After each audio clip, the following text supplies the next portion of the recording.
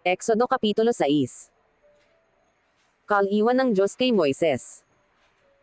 At sinabi ng Panginoon kay Moises, "Ngayon iyong makikita kung ano ang gagawin ko kay Faraon, sapagkat sa pamamagitan ng isang malakas na kamay ay payayaunan niya sila, at sa pamamagitan ng isang malakas na kamay ay palalayasin niya sila sa kanyang lupain." At ang Diyos ay nagsalita kay Moises, at nagsabi sa kanya, "Ako'y si Jehovah. At ako'y napakita kay Abraham, kay Isaac, at kay Jacob na Diyos na makapangyarihan sa lahat, ngunit sa pamamagitan ng aking pangalang Jehovah, noon ay hindi ako napakilala sa kanila.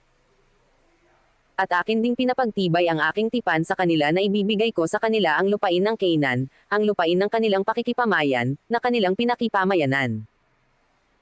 At bukod dito'y aking narinig ang hibik ng mga anak ni Israel na mga banibinbin ng mga Egyptyo sa pagkaalipin, at aking nalaala ang aking tipan. Kaya't sabihin mo sa mga anak ni Israel, ako'y si Jehovah at aking ilalabas kayo sa ilalim ng mga atang sa mga Egyptyo, at aking hahangguan kayo sa pagkaalipin sa kanila, at aking tatubusin kayo na may unat na kamay at may mga dakilang kahatulan. At kayo'y aking aariin na pinakabayan ko at ako'y magiging sa inyo'y Diyos, at inyong makikilala na ako'y si Jehovah ninyong Diyos, na naglalabas sa inyo sa ilalim ng mga atang sa mga Egyptyo. At aking dadalhin kayo sa lupain, na siyang pinagtaasan ko ng aking kamay na aking ibibigay kay Abraham, kay Isaac, at kay Jacob, at aking ibibigay sa inyo na pinakamana, ako'y si Jehovah." Nang usap si Moises sa Israel. At sinalitang gayon ni Moises sa mga anak ni Israel, datapwat hindi sila nakinig kay Moises, dahil sa yamot, at dahil sa mabagsik na pagkaalipin. Kautusan ng Diyos kina Moises at Aaron. At ang Panginoon ay nagsalita kay Moises, na sinasabi, "Pumasok ka, salitain mo kay Faraon na hari sa Ehipto, na kanyang pahintulutang umalis sa lupain niya ang mga anak ni Israel."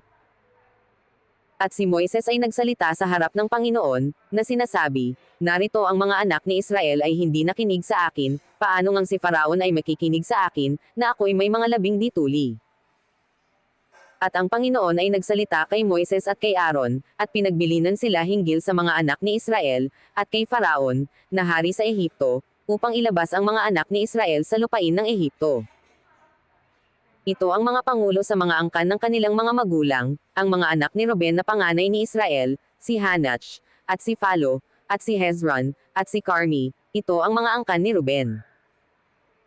At ang mga anak ni Simeon, si Jemiel, at si Jaman, at si Ohad, at si Jachin, at si Zor, at si Sol na anak sa isang babaeng taga-Canaan, ito ang mga angkan ni Simeon.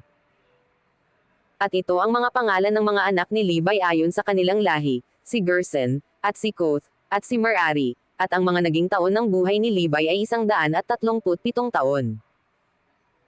Ang mga anak ni Gerson, si Libni at si Shimi, ayon sa kani-kanilang angkan. At ang mga anak ni Koth, si Amram, at si Izar, at si Hebron, at si Ozil, at ang mga naging taon ng buhay ni Koth ay 133 taon. At ang mga anak ni Merari, si Maali at si Muzi, ito ang mga angkan ng mga Levita ayon sa kanilang lahi.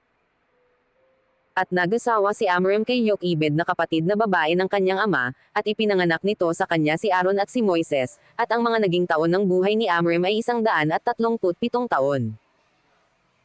At ang mga anak ni Izar, si Korah, at si Nephag, at si Zithri. At ang mga anak ni Ozil, si Misal, at si Elzaphan, at si Zithri.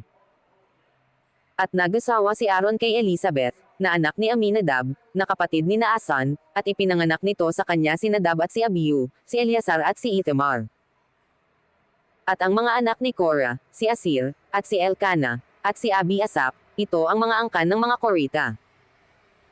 At si Eleazar na anak ni Aaron, ay nag-asawa sa isa sa mga anak ni Futil, at ipinanganak niya si Finis, ito ang mga pangulo sa mga sangbahayan ng mga magulang ng mga Levita ayon sa kanilang mga angkan.